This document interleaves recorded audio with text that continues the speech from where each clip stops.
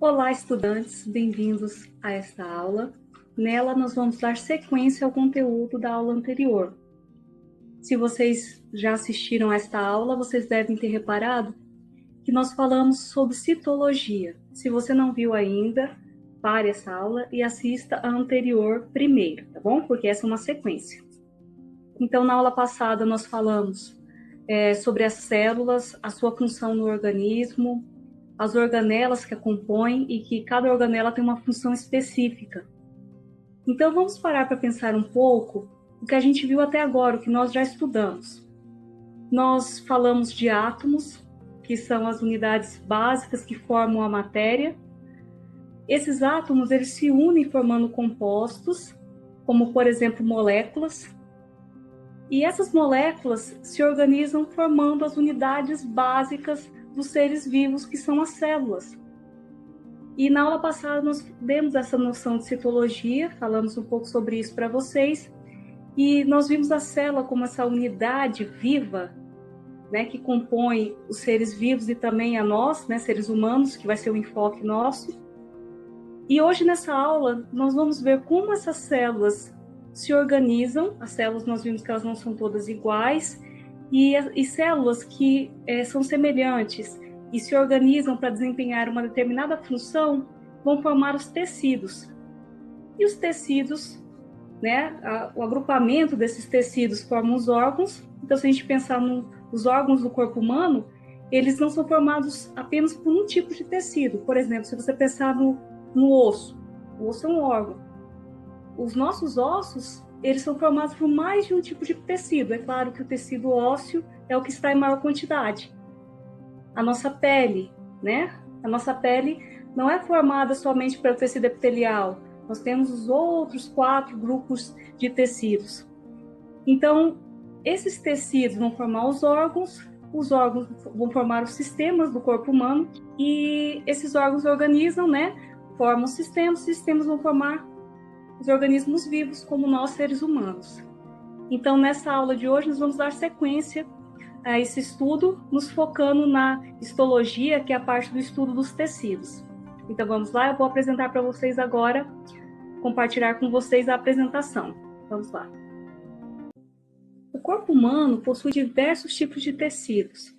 Nós agrupamos esses tecidos em 4 grandes grupos: do tecido epitelial, muscular, conjuntivo e nervoso. Então, na aula de hoje, nós vamos fazer uma breve explicação sobre esses 4 grupos de tecidos do corpo humano. Então, conforme eu falei para vocês, as células diferenciadas com determinada função, agrupadas, elas formam os tecidos. Nós falamos que os tecidos são divididos em 4 grandes grupos: o epitelial, o conjuntivo, o muscular e o nervoso. Só que esses tecidos, eles não são formados somente pelas células. Entre essas células, em menor ou maior quantidade, a gente vai ter um material extracelular, que a gente vai falar um pouco deles e da função desse material extracelular também dos tecidos. Vamos lá.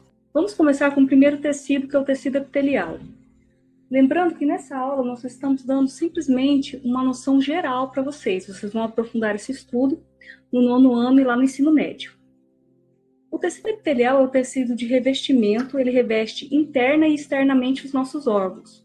Então pensa lá, nós temos a nossa pele, né, que é o maior órgão do corpo humano. Nós temos na pele, a parte superior da nossa pele, nós temos o tecido epitelial.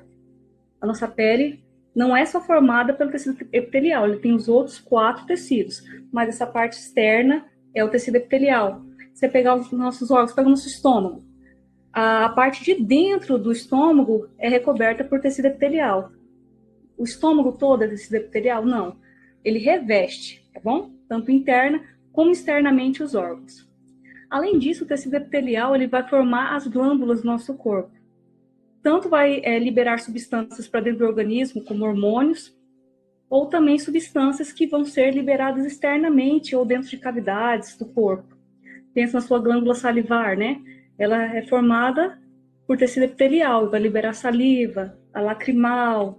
Então, o tecido epitelial ele vai ser tanto para revestimento interno e externo, quanto para formar as nossas glândulas. Uma outra informação importante é que o tecido epitelial, ele praticamente não tem esse material extracelular entre as células, então as suas células são muito justapostas, elas ficam muito próximas umas das outras. Esse tecido é avascular, então a gente praticamente não tem a presença de vasos sanguíneos. Aí você pode se perguntar como é que chega, então, nutrientes, estados metabólicos dessa célula. É por difusão, célula a célula. Lembra lá? Membrana plasmática, membrana seletiva, que nós falamos na aula passada. Então, por difusão, são passados nutrientes e eliminados metabólicos, tá bom? Nesse tipo de tecido. O tecido conjuntivo é o tecido mais abundante do ser humano e, ao contrário do tecido epitelial, ele tem bastante matriz extracelular. Então, esse material entre as células são abundantes, as células estão mais espaçadas umas das outras.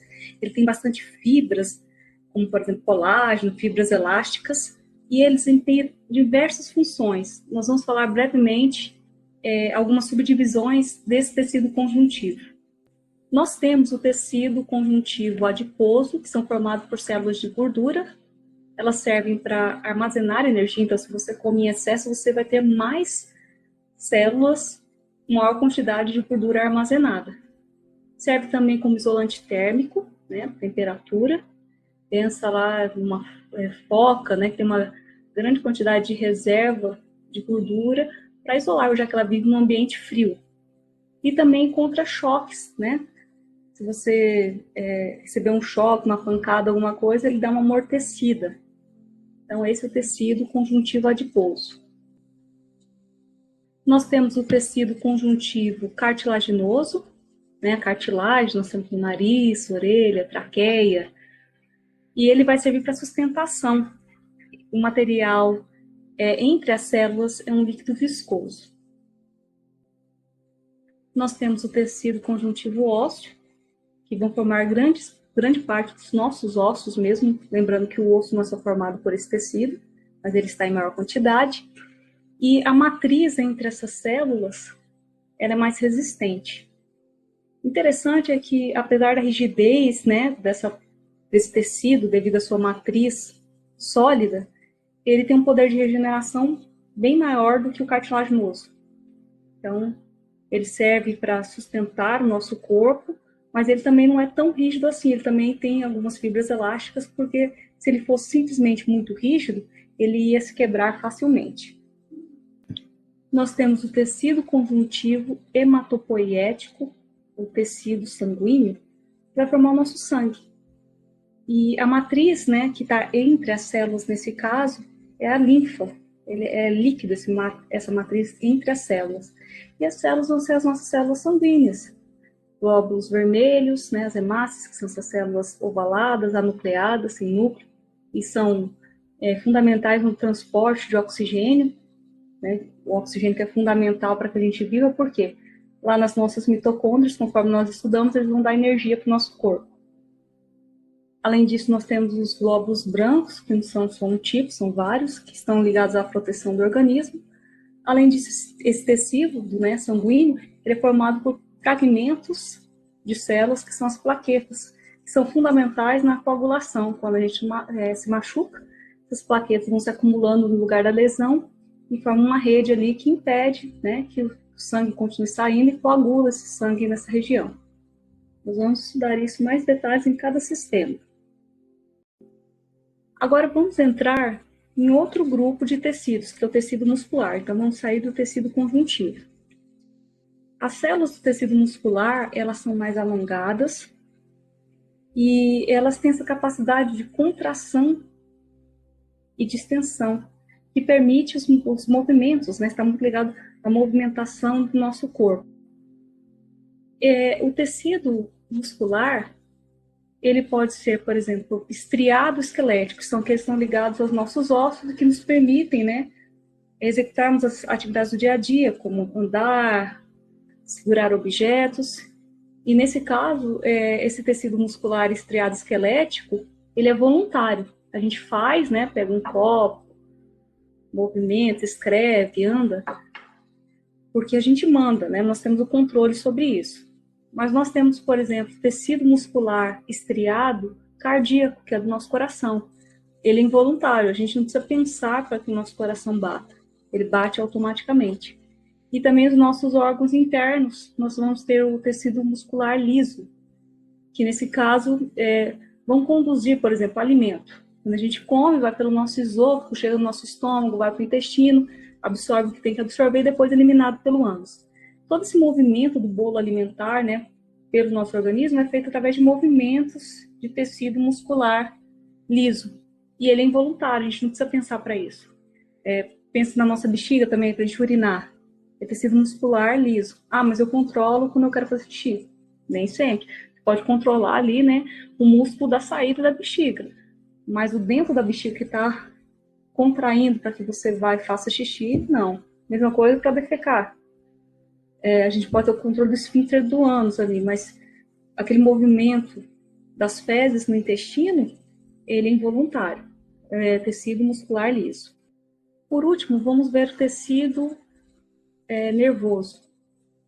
O tecido nervoso, né, a gente conhece a sua principal célula, que são os neurônios, são responsáveis pela transmissão de impulsos nervosos, mas nós temos também uma matriz que são formadas por células da glia, que fica entre os neurônios, e elas têm diversas funções, ação, nutrição desse tecido nervoso nosso. Quando nós pensamos em sistema nervoso, nós pensamos em cérebro, medula espinhal. Então aqui só um esquemático para vocês, a célula do neurônio, né? Uma célula estrelada que a gente fala. Se você olhar a estrutura dela, né? Parece uma estrela. E tem os dendritos, vão receber os impulsos nervosos e é transmitido pelo axônio. Os sinapses são os impulsos nervosos. Então aí estão essas células, né? Principalmente neurônio, mas também as células da glia, que vão formar o nosso tecido nervoso.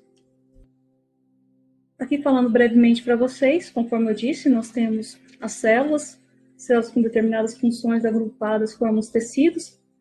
União de tecidos vão formar os órgãos que vão desempenhar determinada função no organismo. Por exemplo, o nosso estômago, ou nossa pele. Esses órgãos não são formados por um único tipo de tecido, mas são um conjunto de tecidos que se agrupam e desempenham determinadas funções do nosso organismo, como digestão, circulação sanguínea, por exemplo. A organização dos órgãos vão formar os sistemas do corpo humano, por exemplo, sistema digestório, circulatório, nervoso, e o conjunto desses sistemas é que vai formar o organismo como um todo, né? No caso, o ser humano. Assim, é importante que vocês tenham essa noção. Desde a célula que nós estudamos ali, passando pela célula, chegando nos tecidos, órgãos, sistemas, até formar o organismo. É importante que vocês tenham essa visão dessa harmonia, né, que é o nosso corpo, que é um conjunto de sistemas ordenados de maneira harmônica que permitem a vida. E nesta aula, o que nós vimos? Lembra lá, as células, que foi a primeira parte da aula dessa semana, né? As células se organizam, elas têm cada célula desempenha sua função específica, essas células com funções específicas vão formar os tecidos, um conjunto de tecidos forma os órgãos se agrupam formando sistemas do nosso corpo, e esses sistemas em conjunto vão formar o organismo, o ser vivo, tá? Esse desenho esquemático aqui, mostrando desde o átomo, molécula, a célula, os tecidos, os órgãos, os sistemas, até formar o indivíduo. Então, este foi o tema da nossa aula de hoje.